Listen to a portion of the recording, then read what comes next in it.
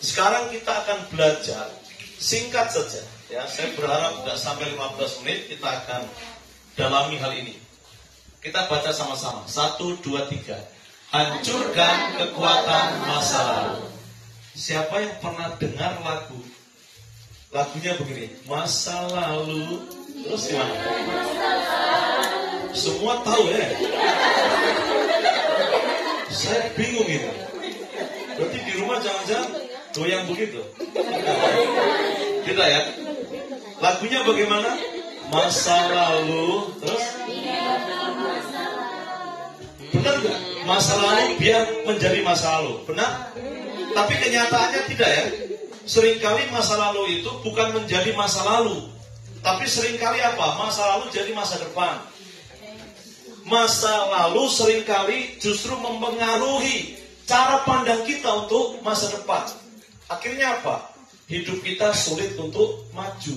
Hidup kita sulit untuk bertumbuh. Seharusnya masa lalu ya masa lalu, tinggalkan, tutup. Tapi seringkali hari-hari ini tidak seperti itu. Masa lalu justru menjadi pemberat dalam hidup. Masa lalu justru menjadi beban. Ini yang terjadi. Itu sebabnya banyak orang yang mundur. Kenapa? Karena melihat masa lalunya. Banyak orang tidak bisa bertumbuh. Kenapa? Karena melihat masa lalunya yang kelam, yang rusak, yang hancur. Dan dia berkata, oh saya tidak bisa lagi diubah. Itu adalah penipuan yang iblis sedang taruh dalam pikiran kita. Kita harus sepakat bahwa masa lalu tidak punya kekuatan. Amin. Masa lalu harus dihancurkan. Siapa yang setuju katakan amin. Siapa mau hidup dalam masa lalu? Ada? Saya percaya setiap kita ingin hidup di masa depan. Amin. Nah, kita akan lihat ya, masa lalu seringkali mempengaruhi kemampuan kita untuk mengasihi Kristus dan sesama. Artinya apa? Seringkali setiap orang-orang yang memiliki masa lalu yang belum dibereskan, biasanya itu akan mempengaruhi kemampuan dia untuk mengasihi Tuhan. Dia sulit untuk mengasihi Tuhan. Kenapa? Karena ada masa lalu yang belum dibereskan. Kalau dia benci sama orang, itu biasanya mempengaruhi hubungannya kepada Tuhan dan sesama. Betul atau betul? Betul ya? Nah, pertanyaannya, apakah orang yang sudah Kristen masih bisa sakit hati? Apakah orang yang sudah Kristen masih bisa membenci orang? Bisa. Datang ke gereja, duduk paling depan, paling rajin. Waduh, jangan-jangan saya ini paling depan. Terus dari minggu gak mau duduk di depan. Ini salahkan saya Pak Gembala ini. Ya kan? Bukan itu. Kan kenyataannya seperti itu ya. Datang ke gereja, rajin pelayanan, tapi masih sakit hati, masih dendam, masih baku marah dengan orang lain.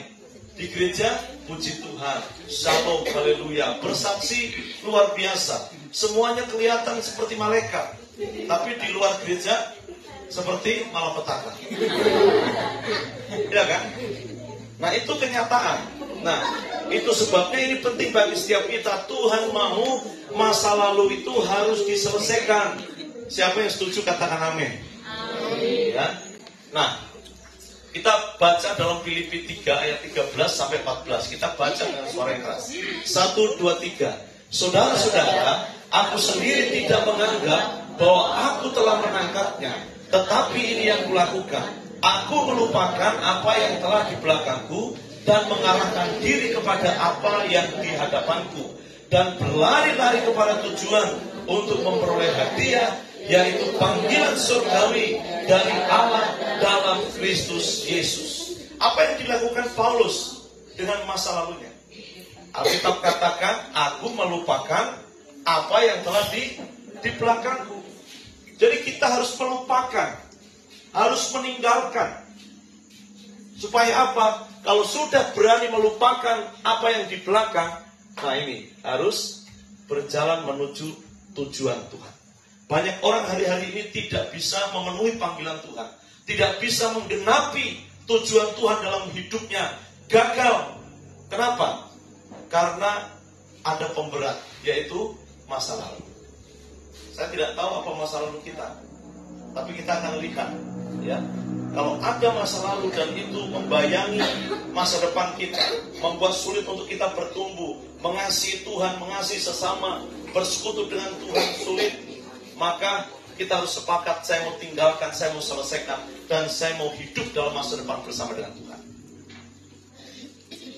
Nah, seringkali ada hubungan antara keberadaan kita yang sekarang dengan masa lalu kita. Jadi kehidupan kita yang sekarang itu biasanya dibentuk dari rangkaian-rangkaian masa lalu. Bahkan kita ada hari ini, paling tidak kita juga dibentuk oleh terdekat. Terdekat siapa kira-kira? Keluarga. Keluargamu seperti apa biasanya membentuk kamu jadi seperti ini. Kalau di keluarga itu dipenuhi dengan maki-makian, ya toh, kebun binatang semua keluar.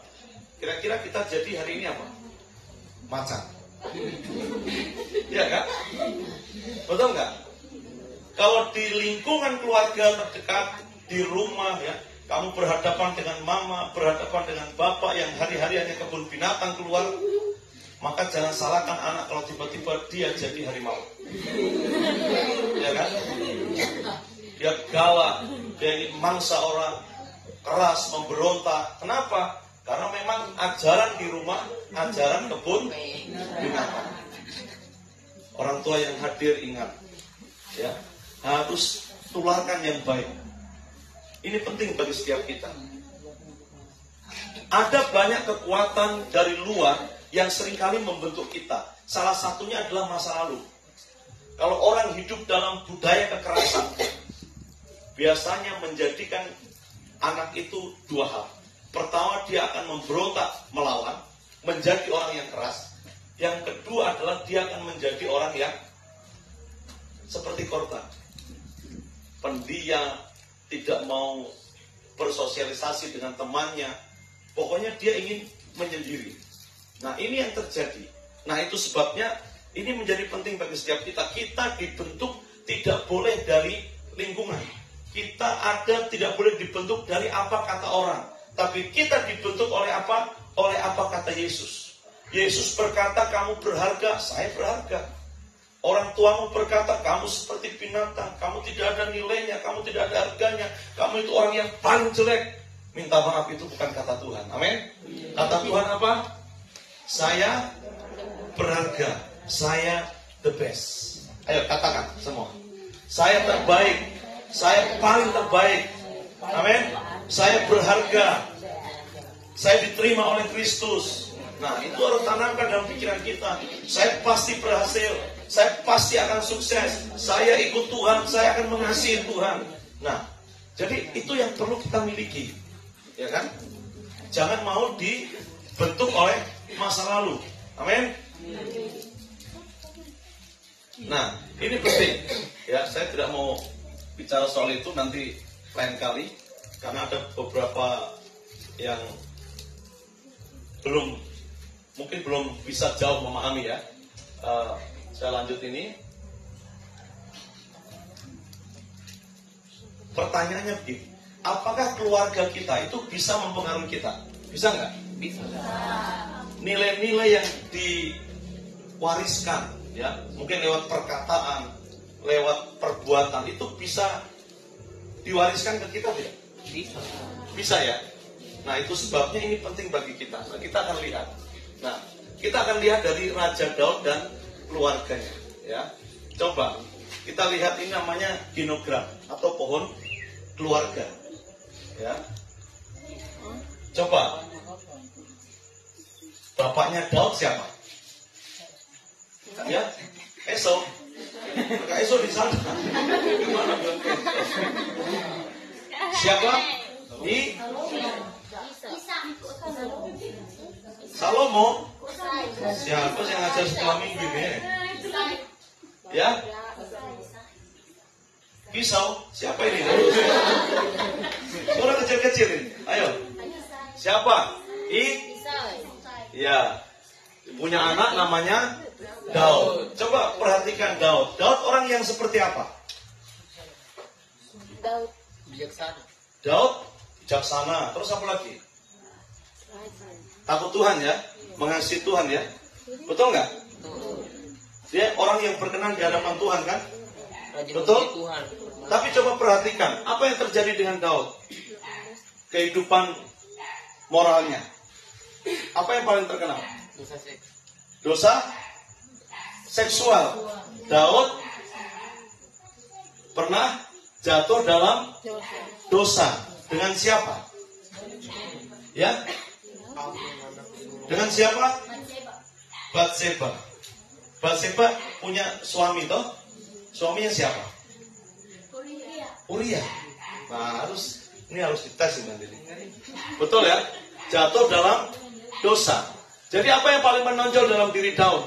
Pertama, dia orang yang berkenan di hati Tuhan, tapi apa yang terjadi? Dia terlibat dalam perzinahan. Gitu? Dia terlibat juga dalam pembunuhan. Bunuh siapa? Dia suka sama istri orang. Jadi bagaimana caranya supaya dia bisa dapat? Jadi dia merencanakan pembunuhan berencana. Jadi pasal berapa itu? 340 katanya. Ya itu. Jadi apa yang menonjol? Dia orang yang berkenan di hati Tuhan, Daud ya. Tapi apa yang terjadi? Dia terlibat dalam perzinahan, dia terlibat dalam pembunuhan, dan yang menonjol berikutnya adalah dia terlibat dalam dosa seksual. Nah, sekarang kita lihat. Dari Daud kemudian punya anak siapa? Siapa? Ya, ini dari Batseba punya anak Salomo. Sekarang saya mau tanya, kalau Daud dulu istrinya banyak atau sedikit? Gundik-gundik banyak toh. Terus Salomo anaknya sama atau tidak? Sama. Ya? Istrinya banyak toh? Gundiknya banyak juga kan? Nah, harus baca Alkitab baik. Betul kan? Daud berkenan di hadapan Tuhan, terlibat pembunuhan, terlibat dosa seksual, istrinya banyak, ya kan? Gundik-gundiknya banyak, punya anak dari Batseba, ya Salomo. Salomo juga mewarisi hal yang sama. Betul tidak? Betul. Ya kan? Coba. Terus Salomo dikenal berapa istrinya? 700. Gundiknya 300.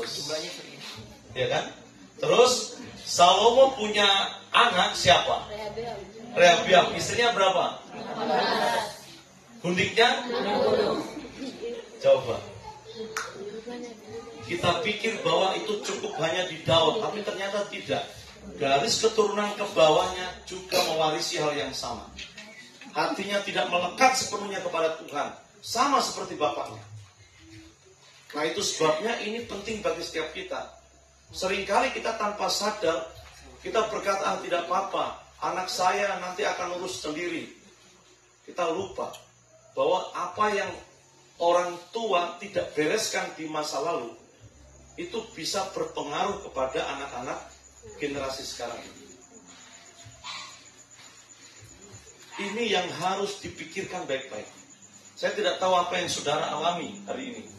Ya, mungkin saudara bekerja, berusaha, tapi seperti ada pola kegagalan. Ya, bisa saja itu karena pengaruh-pengaruh di masa lalu yang belum dibereskan. Warisan-warisan yang belum kudus, pengaruh-pengaruh yang belum dikuduskan, belum dibereskan. Saudara, ini penting bagi setiap kita. Karena apa? Hari ini kita ada, itu dipengaruhi oleh masa lalu. Ya. Kalau nggak percaya, kita lihat lagi ya. Ya. Tadi kan dari, siapa tadi?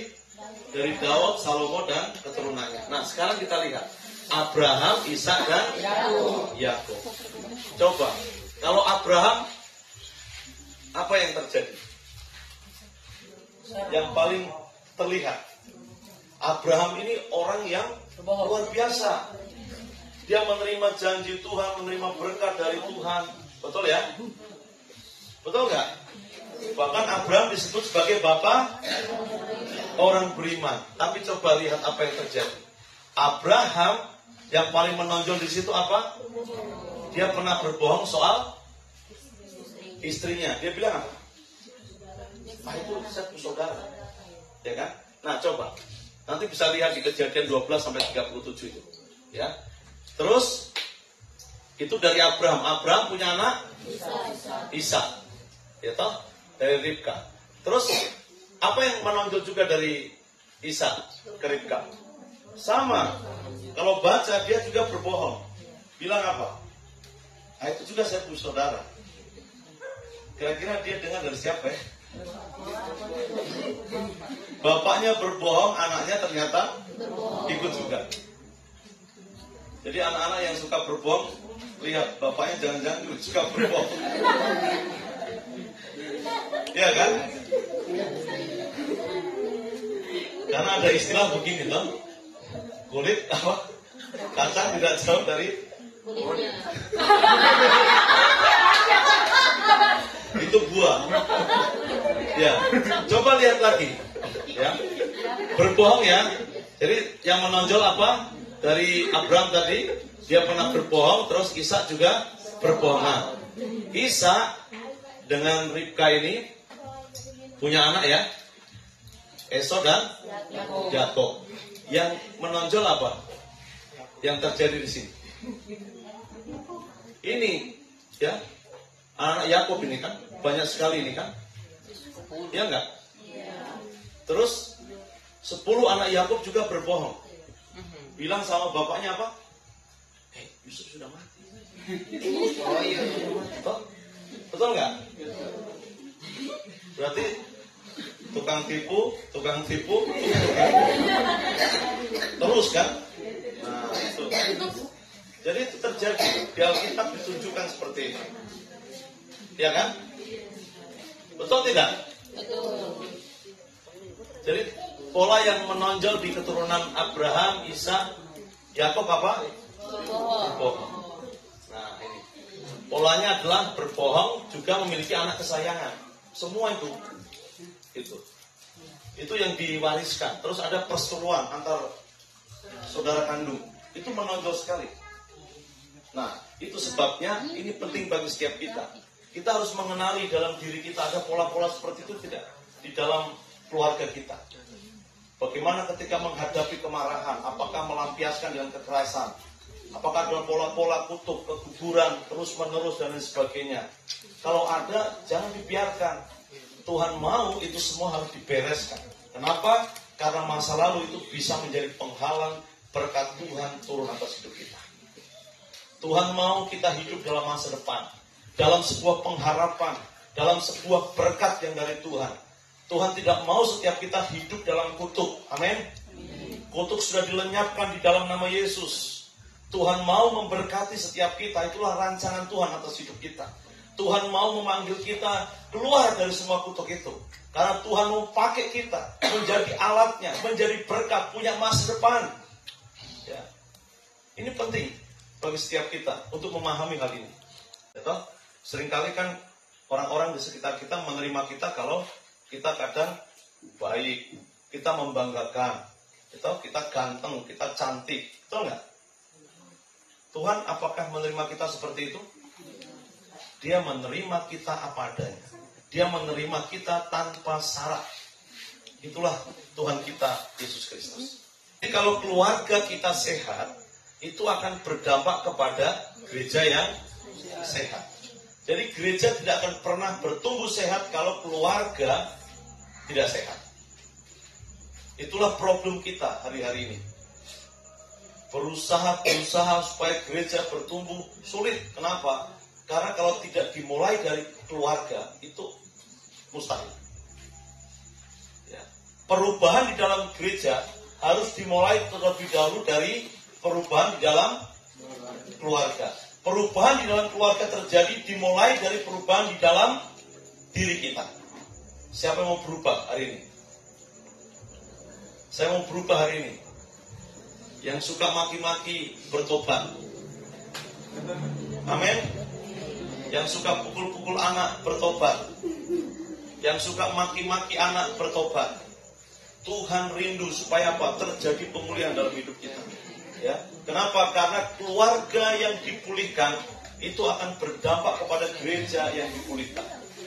Kalau setiap kita diubah oleh Tuhan, keluarga juga akan mengalami perubahan.